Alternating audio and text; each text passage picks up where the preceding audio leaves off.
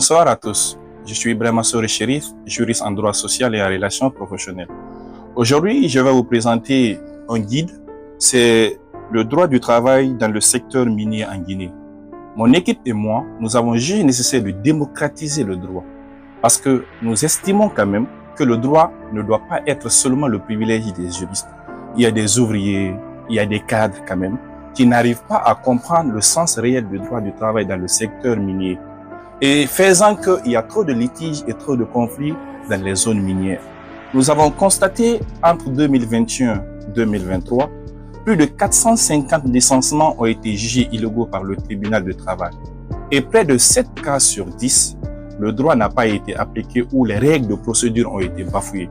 Soit par exemple, il n'y a pas eu l'entretien préalable de licenciement, soit il n'y a pas eu une lettre de licenciement, soit c'est une rupture abusive pendant l'arrêt maladie ou pendant la maternité.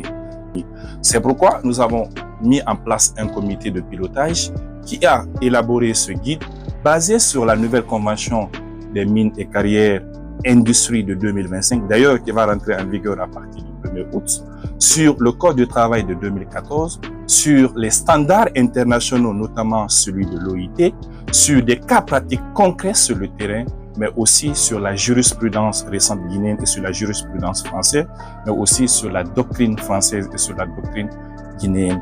Je pense que chaque acteur du secteur minier doit s'approprier de ce guide afin de comprendre les notions les plus élémentaires du droit du travail dans le secteur minier.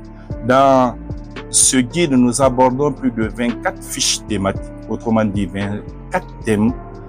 Par exemple, la notion d'heures supplémentaires, la notion de contrat de travail et de période d'essai, la notion de licenciement abusif, la notion de licenciement pour motif économique et le plan de sauvegarde d'emploi PSE, la notion de retraite, la notion de rupture conventionnelle de contrat, la notion de quoi également, la notion de démission, la formation professionnelle, la mutation provisoire et les droits syndicaux, la sous-traitance, les compétences d'une société sous-traitance et les limites ou encore les champs d'intervention d'une société sous-traitance. Nous élaborons également la notion de salaire, quand même, le salaire minimum. Et quand je prends l'exemple sur les salaires sur avec la nouvelle convention collective des mines et carrières, et le salaire des cadres, quand même, n'est pas déterminé. Alors, quels sont les ratios qu'il faut appliquer pour pouvoir comprendre réellement combien un cadre junior, un cadre senior ou un cadre confirmé peut gagner avec cette nouvelle convention collective des mines et carrières en appliquant ce qu'on appelle les règles de ratio. Si vous voulez vous approprier du guide, contactez-moi directement et chaque acheteur bénéficiera quand même un compte privé WhatsApp et voilà une séance d'échange offerte gratuitement. Je vous remercie et on se reprend bientôt.